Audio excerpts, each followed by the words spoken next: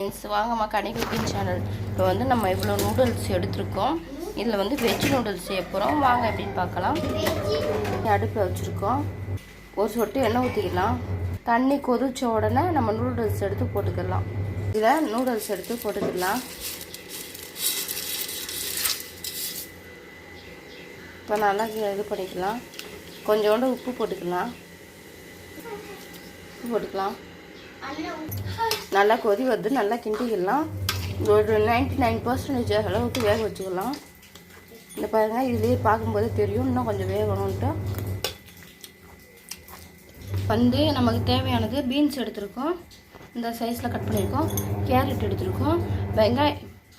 வெங்காயம் வந்து இது மாதிரி இலையாக இது மாதிரி கட் பண்ணி வச்சுக்கணும். இந்த ஸ்டேஜில் கட் பண்ணி வச்சுக்கணும். வந்து மசாலா தூள் எடுத்துருக்கோம், கொஞ்சோண்டு மிளகாய் தூள் எடுத்துருக்கோம். எல்லாம் இந்த பதத்தில் வெந்துருச்சு. இப்போ நம்ம வடிகட்டி எடுத்துக்கலாம். இந்த வடிகட்டியாச்சு. இதில் கொஞ்சம் பச்சை தண்ணி ஊற்றிக்கலாம். பச்சை தண்ணி ஊற்றினா கொஞ்சம் ஒன்றோட ஒன்றும் ஒட்டாமல் இருக்கும். பச்சை தண்ணி ஊற்றிக்கணும்.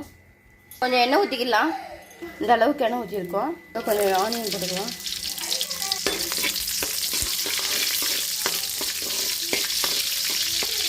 போட்டுக்கலாம்.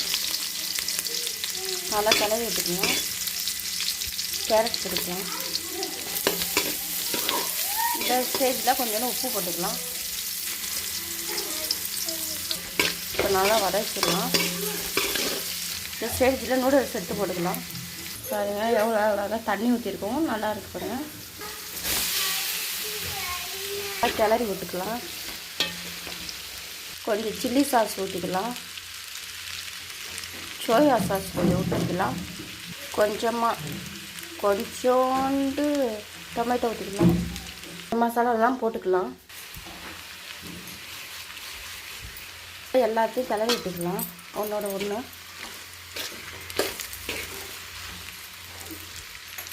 நல்லா இந்த அளவுக்கு கிண்டி விட்டுக்கலாம்.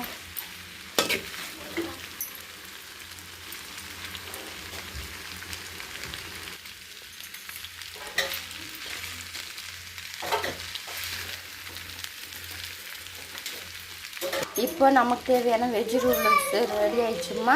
இந்த வீடியோ பிடிச்சிருந்தால் லைக் பண்ணுங்கள், ஷேர் பண்ணுங்கள், சப்ஸ்கிரைப் பண்ணுங்கள், கமெண்ட் பாக்ஸில் கமெண்ட் பண்ணுங்கள். இப்போ நமக்கு தேவையான கலர்ஃபுல்லான நூடுல்ஸ் ரெடி. நல்லா க்ரீனு எல்லாம் போட்டு